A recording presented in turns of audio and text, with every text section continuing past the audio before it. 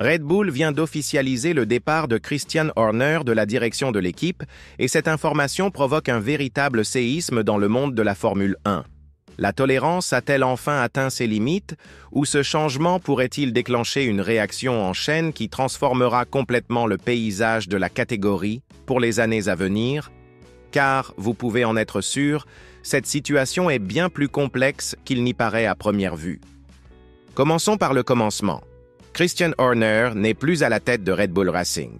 Le communiqué officiel a été publié mercredi, annonçant que Laurent Mekies, qui dirigeait auparavant Racing Bulls, prenait immédiatement les fonctions de directeur de l'équipe et de directeur exécutif. Mais c'est là que réside l'aspect essentiel que beaucoup de gens ne comprennent pas. Ce changement n'est pas survenu soudainement. En réalité, elle était en gestation depuis longtemps, et Johnny Herbert, ancien pilote et actuel commentateur, avait déjà averti que Red Bull se dirigeait vers une période vraiment difficile. Selon Herbert, ce départ ne devrait surprendre personne. Il a rappelé que lorsque les premières rumeurs ont commencé à circuler, Ford Motor Company était très mécontente des spéculations qui circulaient à l'époque. Horner a réussi à rester en place pendant un certain temps, mais c'était quelque chose qui n'allait tout simplement pas disparaître. Et quand un problème de cette nature ne disparaît pas, il n'est jamais bon d'avoir cette pression constante qui pèse sur vos épaules. Mais ici, la situation devient fascinante. Max Verstappen a-t-il influencé cette décision? Car, soyons réalistes, Jos Verstappen, le père du quadruple champion, s'est montré très clair sur le fait qu'il ne souhaitait pas voir Christian Horner à proximité. Et maintenant, avec Toto Wolff confirmant qu'il est en négociation avec Max pour 2026, les éléments commencent à s'assembler d'une manière inquiétante pour Red Bull. La situation se complique encore davantage lorsque l'on examine le tableau dans son ensemble. Au cours des 2 dernières années, Red Bull a perdu des personnalités essentielles.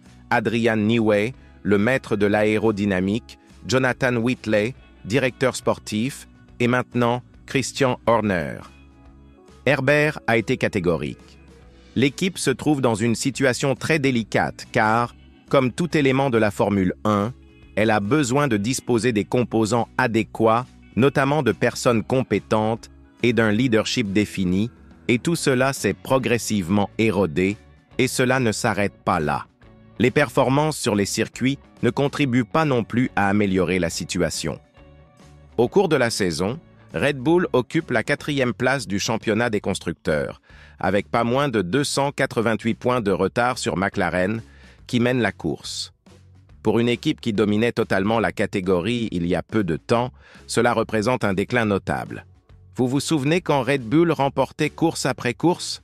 Cela semble loin, mais en réalité, cela fait plus d'1 an qu'ils ne parviennent plus à maintenir cette régularité dévastatrice. Herbert a également abordé un sujet délicat. Max Verstappen n'est probablement pas satisfait.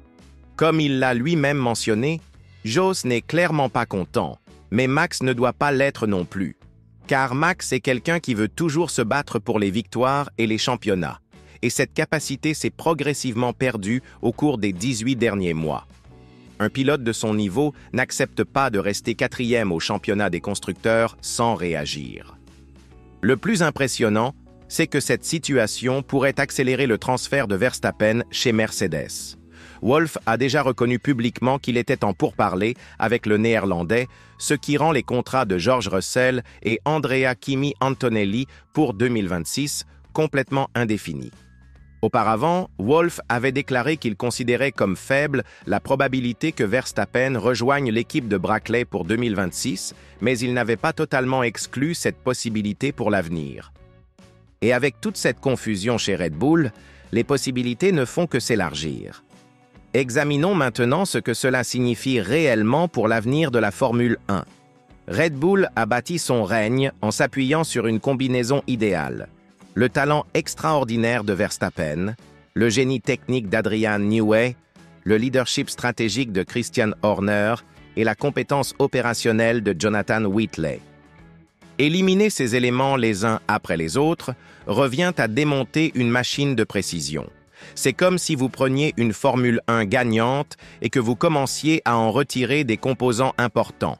D'abord le moteur, puis le châssis, puis les roues. Que reste-t-il à la fin? Laurent Mekies, qui prend désormais les rênes, possède une expérience pertinente ayant occupé le poste de directeur sportif chez Ferrari avant de rejoindre Racing Bulls. Mais prendre les commandes d'une équipe en crise, avec son pilote vedette sur le départ et une concurrence de plus en plus intense, est un défi de taille. La question qui reste en suspens est la suivante. Red Bull parviendra-t-elle à se transformer suffisamment rapidement pour conserver Verstappen et revenir dans la course au titre? Ou le mal est-il déjà fait et ce n'est plus qu'une question de temps avant que tout s'écroule? D'un autre côté, si Max rejoint Mercedes, cela créerait l'un des duos les plus fascinants de l'histoire récente de la Formule 1. Russell s'est révélé être un pilote extrêmement habile et constant, et son association avec Verstappen pourrait être spectaculaire. Mais cela signifierait également que Red Bull perdrait non seulement son plus grand atout, mais aussi le visage de la marque ces dernières années. Imaginez Mercedes avec le départ de Lewis Hamilton et l'arrivée de Max Verstappen. Ce serait une transition générationnelle épique. Le moment de ce changement est également significatif. Nous sommes au milieu d'une saison où Red Bull n'est clairement plus la force dominante qu'elle était. McLaren, Ferrari et Mercedes se disputent régulièrement la victoire et Red Bull tente de suivre le rythme. Changer de direction maintenant pourrait être autant une tentative désespérée de renverser la situation qu'un aveu que la stratégie actuelle ne fonctionnait pas. Et cela soulève une autre question. N'est-il pas trop tard?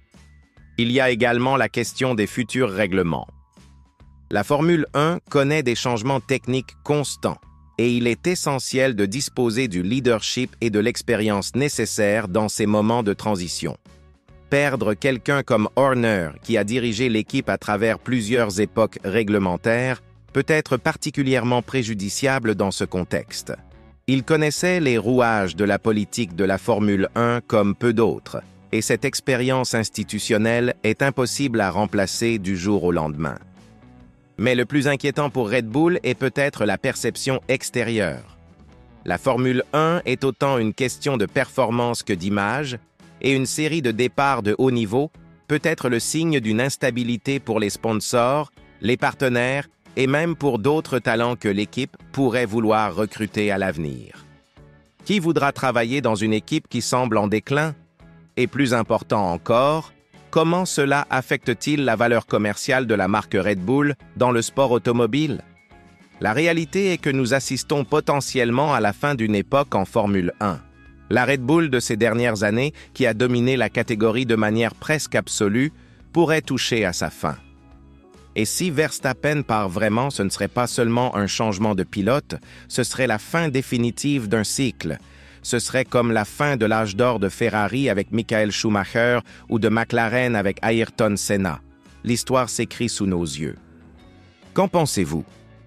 Red Bull parviendra-t-elle à se remettre de toute cette agitation? Ou assistons-nous au début d'un nouveau chapitre de la Formule 1, où d'autres équipes domineront tandis que Red Bull tentera de se reconstruire? Et plus important encore, pensez-vous que Max Verstappen devrait vraiment quitter Red Bull maintenant, ou devrait-il rester et essayer d'aider l'équipe à revenir au sommet? Donnez votre avis dans les commentaires, car cette discussion est loin d'être terminée. Et cliquez sur la vidéo qui apparaît sur votre écran, car je vous y explique comment le départ éventuel de Verstappen vers Mercedes pourrait créer la plus grande rivalité interne que la Formule 1 ait connue ces dernières années.